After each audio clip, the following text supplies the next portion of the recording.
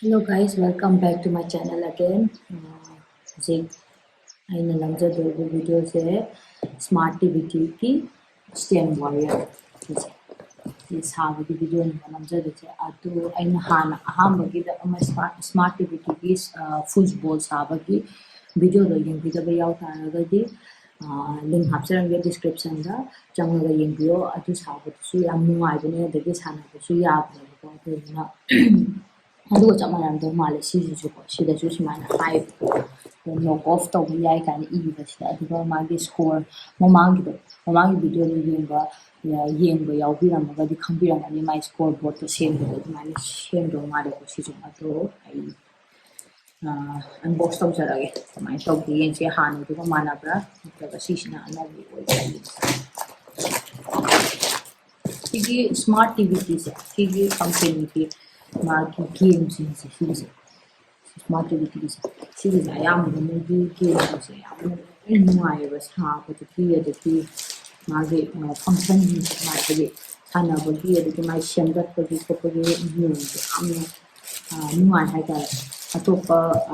ꯑꯇꯣꯞꯄꯒ ꯃꯥꯟꯅꯗꯦꯕ ꯌꯦꯡꯉꯁꯤ ꯑꯗꯨꯒ ꯌꯥꯝ ꯀꯟꯅ ꯂꯨꯕꯁꯨ ꯑꯣꯏꯗꯦ ꯑꯗꯨꯝ ꯂꯥꯏ ꯃꯥ ꯁꯥꯕ ꯁ꯭ꯇꯣꯔꯦꯖ ꯄꯥꯎꯆ ꯍꯥꯏꯗꯤ ꯍꯣꯔꯦꯟ ꯄꯥꯔꯠ ꯂꯦꯝꯃꯛꯄꯁꯤꯡꯗꯣ ꯑꯗꯨꯗ ꯍꯥꯞꯅꯕ ꯄꯥꯎꯆ ꯑꯃꯁꯨ ꯄꯤ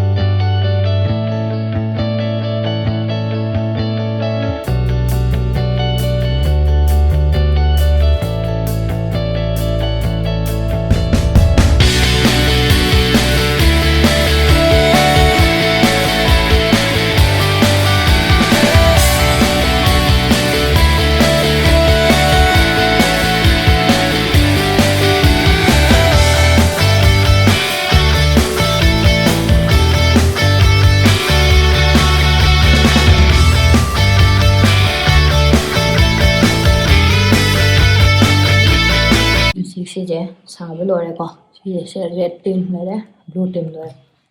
ꯃꯣꯏꯁꯦ ꯁꯨꯃꯥꯏꯅ ꯐꯨꯅꯗꯣꯏꯅꯦꯕ ꯐꯖꯅ ꯐꯨꯅꯕ ꯌꯥꯏꯗꯦ ꯐꯨꯅꯔꯒ ꯃꯣꯏꯁꯦ ꯀꯃꯥꯏꯅ ꯊꯣꯏꯒꯦꯁꯦ ꯀꯃꯥꯏꯅ ꯈꯪꯗꯣꯏꯅꯣ ꯍꯥꯏ ꯀꯥꯟꯗ ꯁꯤꯒꯤ ꯃꯥꯒꯤ ꯁꯤꯒꯤꯁꯦ ꯅꯥꯟꯊꯣꯔꯛꯀꯅꯤ ꯍꯥꯏꯕꯀꯣ ꯃꯥꯁꯦ ꯁꯨꯝ ꯊꯥꯔꯀꯥꯟꯗ ꯑꯗꯣ ꯁꯤꯁꯦ ꯅꯥꯟꯊꯣꯔꯛꯀꯥꯟꯗ ꯁꯤꯗ ꯑꯩꯈꯣꯏꯅ ꯄꯣꯏꯟ ꯁꯦꯠ ꯇꯧꯗꯣꯏꯅꯦꯕ ꯐꯖꯅ ꯑꯗꯨꯝ ꯁꯥꯟꯅꯕ ꯌꯥꯏꯕ ꯁꯤꯁꯦ ꯌꯦꯡꯉꯨꯀꯣ ꯑꯩ ꯊꯥꯅꯔꯛꯀꯦꯕ